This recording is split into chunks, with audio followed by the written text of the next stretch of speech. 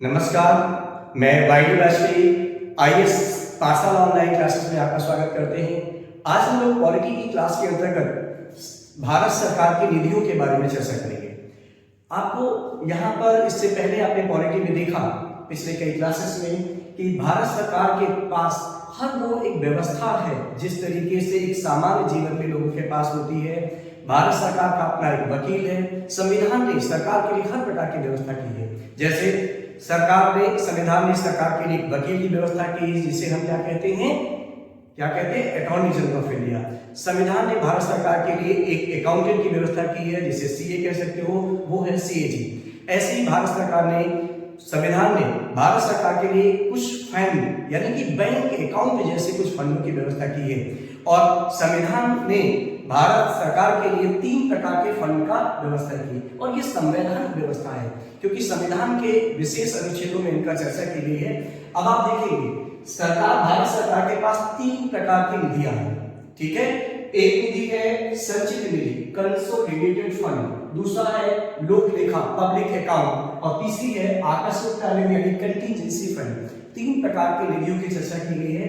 अब तीनों ही संवैधानिक व्यवस्थाओं के अंतर्गत हैं।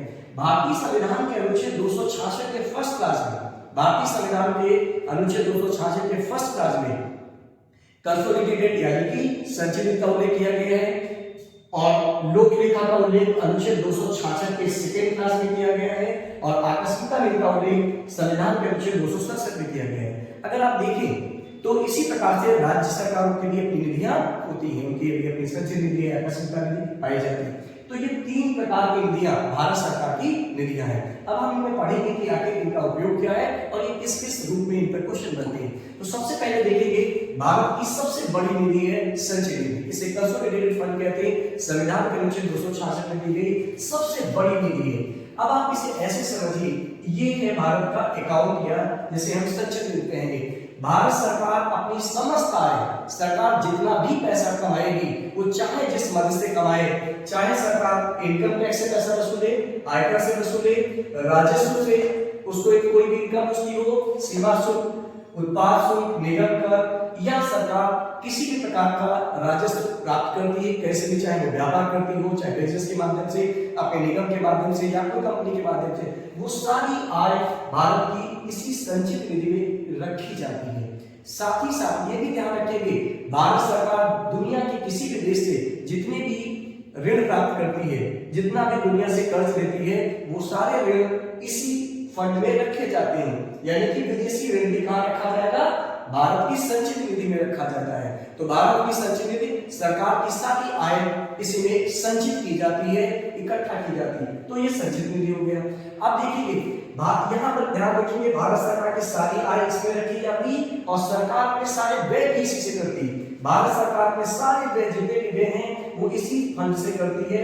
यहाँ मैंने बनाया सरकार के सभी व्यय इसी मद से होते हैं। लेकिन ध्यान से देखेंगे, पहली बात यह है कि संविधान ने जो यहाँ पर व्यय है इनको 2 भागों में बांटा गया है।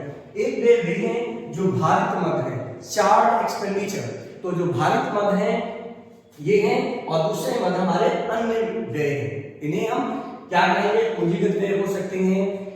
जैसे हम इन्हें 2 भागों बांटे, योजनागत, गैर योजनागत व्यय। हालांकि योजनागत और गैर योजनागत व्यय को अब मर्ज कर दिया गया है, तो इसे हम पूंजी व्यय, राजस्व व्यय और या अन्य व्यय के रूप में लिखेंगे। तो कोई भी व्यय होगा, भारत सरकार अपने सारे व्यय इसी निधि से करेगी, चाहे वो भारित व्यय हो या अन्य व्यय होंगे। अब एक चीज ध्यान रखिए, संचित निधि से की खास बात यहां समझ लीजिए। संचित निधि संसद के संरक्षण में रखी जाती है। किसके संरक्षण में है?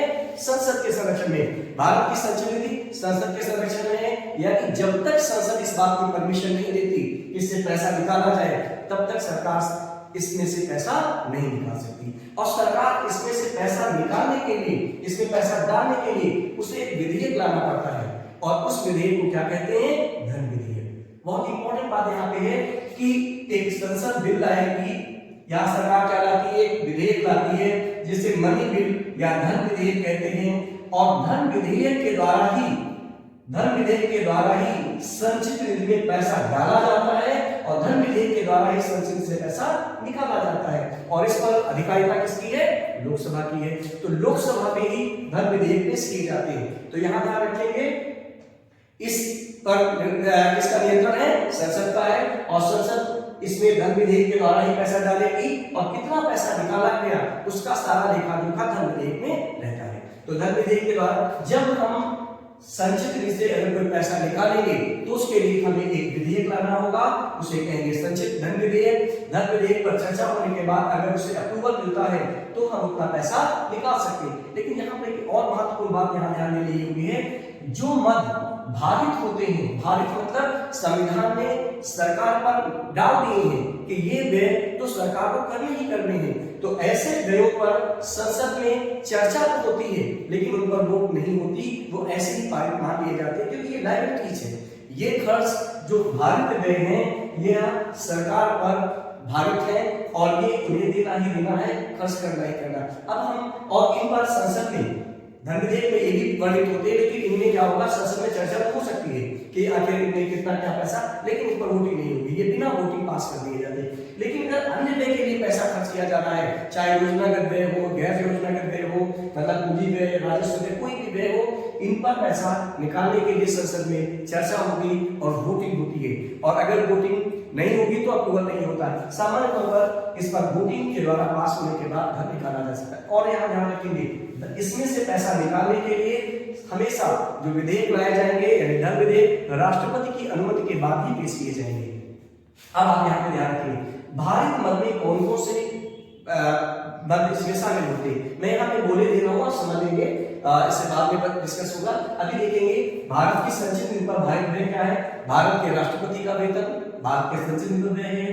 भारत के राज्यसभा के सभापति और उपसभापति का वेतन संचित निधि पर भारित है। एक चीज यहाँ पे और आपको नोटिस करनी है कि राज्यसभा के सभापति शब्द यूज किया गया है, भारत के उपराष्ट्रपति शब्द यूज नहीं किया गया। तो अगर क्वेश्चन में विकल्प आता है कि निम्न में से किसका वेतन भारत की संचित में भारित नहीं है, तो उपराष्ट्रपति का वेतन आपका यहाँ पर विकल्प सही होगा, वो भारित नहीं है। राज्यसभा के सभापति का के रूप में वेतन भारित है, हालांकि वो उपराष्ट्रपति पाता है।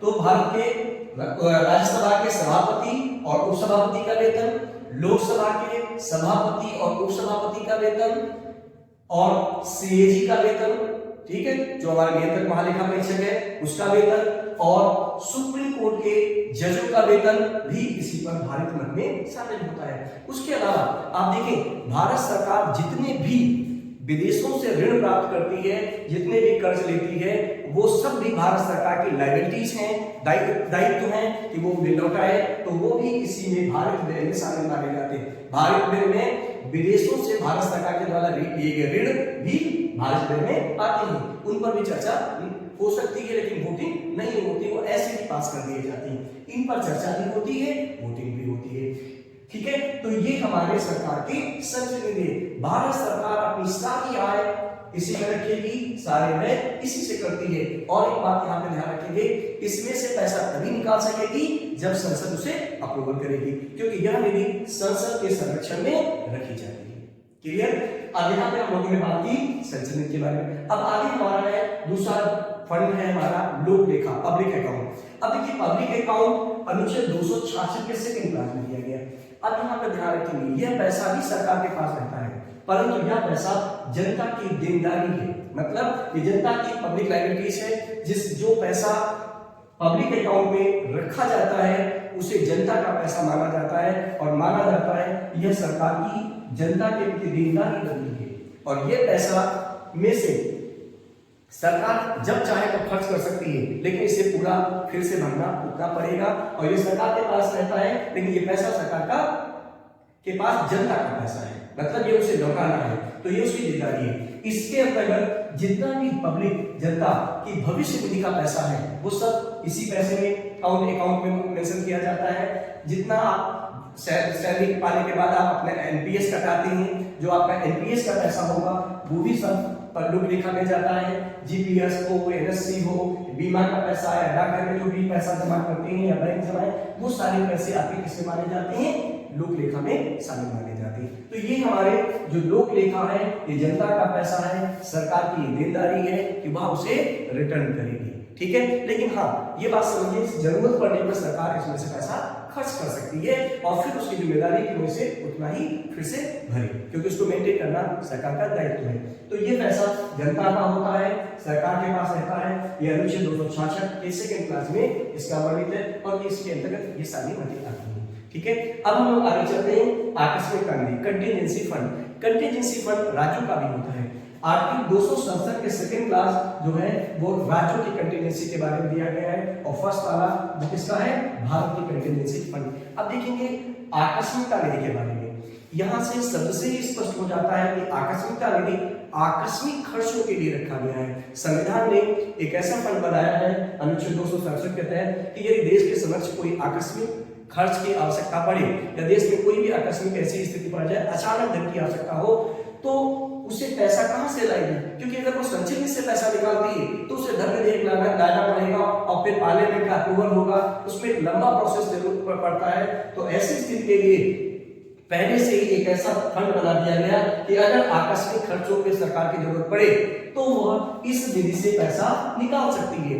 आकस्मिकता निधि राष्ट्रपति के संरक्षण में रहती है। ध्यान रखेंगे, क्वेश्चन पूछा जाए आकस्मिकता निधि किसके संरक्षण में होती है, तो आप कहेंगे राष्ट्रपति के संरक्षण में होती है। जबकि संचय निधि किसके संरक्षण में होती है, यह संसद के संरक्षण में होती है। तो राष्ट्रपति के संरक्षण में होती है। हाँ, एक चीज और ध्यान रखेंगे, आकस्मिकता निधि का गठन 1950 में किया गया था। किसमें किया गया था, 1950 में किया गया था। तब ये छोटा अमाउंट था। वर्तमान समय में आकस्मिकता निधि के अंतर्गत 500 करोड़ रुपए रखे गए हैं। एक 86वां संविधान संशोधन पारित किया गया था। उस 86वें संविधान संशोधन से आकस्मिकता निधि में 500 करोड़ रुपए का प्रावधान किया गया कि इसमें 500 करोड़ रुपए रखे जाएंगे। हाँ, एक चीज और भी ध्यान रखने वाली बात है ये कि 2021-22 का जब बजट आया था उसमें एक प्रस्ताव लाया गया था कि वित्तीय विधेयक के द्वारा कि आकस्मिकता निधि में 500 करोड़ की जगह पर उस समय के लिए रखा गया था कि 30,000 करोड़ का पैसा फंड इसमें रखा जाए ताकि जरूरत पड़ने पर उसे खर्च किया जा सके। 30,000 करोड़ उस समय काफी जो ये पैसा हमारा आपका जो बीमारी चल रही थी, पैंडेमिक की सिचुएशन थी, इस कारण उसमें इस समय इस पर प्रस्ताव रखा गया था कि आकस्मिक खर्च के लिए बढ़ाया जाए जब कोविड की दौर था। तो यहाँ पर देखेंगे राष्ट्रपति के संरक्षण में होती है, गठन 1995 है। इसमें सारे खर्चे आकस्मिक खर्चों के लिए होते हैं। सरकार जब चाहे तो आकस्मिक खर्चों के लिए पैसा निकाल सकती है। इसमें किसी की परमिशन को सरकार को जरूरत नहीं है। और आकस्मिक खर्च मतलब भूकंप आ गया, कहीं पर बहुत बड़ा तूफान आया या कोई बहुत बड़ा डिजास्टर ऐसा आया जहां पर आकस्मिक पैसा खर्च करना है, तो अचानक पैसे के लिए सरकार यहां से पैसा निकाल सकती। लेकिन अब ये कंटीजेंसी फंड में पैसा आएगा कहां से, यहां ध्यान रखेंगे। कंटीजेंसी में जो भी पैसा आप खर्च करोगे उसे पुनः आप धन विधेयक के माध्यम से कहां से निकालेंगे, संचय निधि से निकालेंगे। संचय निधि से पैसा निकाल करके फिर आप आकस्मिकता निधि को भर देंगे। इसमें एक निश्चित अमाउंट हमेशा रहना चाहिए। तो अगर आपने पैसा निकाला, खर्च कर लिया, खर्च करने के बाद फिर आपने आराम से विधेयक पारित करके, धन विधेयक ला करके संचय निधि से पैसा निकाल करके आकस्मिकता निधि में फिर से भर देते हैं। तो इस तरीके से आकस्मिकता निधि हमारा आकस्मिक खर्चों के लिए है। वर्तमान समय 500 करोड़ का इसमें प्रावधान है, राष्ट्रपति के संरक्षण में की जाती है और इसका उल्लेख संविधान के अनुच्छेद 267 में किया गया। तो सरकार के पास 3 निधियां हैं, संचय निधि, लोक लेखा और आकस्मिकता निधि। 3 निधियां हैं। ये बहुत इंपॉर्टेंट है, इन पे कई बार क्वेश्चन पूछे भी जाते हैं। किस अनुच्छेद में क्या है, प्रावधान के बारे में पूछा जाता है, कैसे क्या है, और ये बात भी ध्यान रखेंगे कौन कौन सी निधियां भारित पर है, संचय से पैसा निकालने के लिए कौन सा विधेयक लाया जाता है, ये सारी चीजें। आज इस निधियों पर इतना चाहिए और मुझे उम्मीद है कि इसमें से बहुत से क्वेश्चन आपके क्लियर हो जाएंगे। और मैं आपसे एक चीज और कहना चाहूंगा, अगर आपको वीडियो पसंद आते हैं तो कृपया लाइक जरूर कर दिया करिए, क्योंकि अगर आपने लाइक किया तो लगता है कि हाँ आपको चीजें अच्छे से समझ में आई हैं और हम अच्छे से आपको क्लियर करने में सक्षम हैं, ठीक है। और इम्पोर्टेंट ये है कि जो भी चीजें पढ़ाई जा रही है वो हम आपको अच्छे से डिलीवर कर पा रहे हैं इस समय। तो इसलिए अगर आपको समझ में आता है तो कृपया वीडियो को जरूर लाइक किया करें। और आज के इसमें इतना ही चर्चा करेंगे क्योंकि इतना पर्याप्त है, सारे क्वेश्चन आपके हो जाएंगे।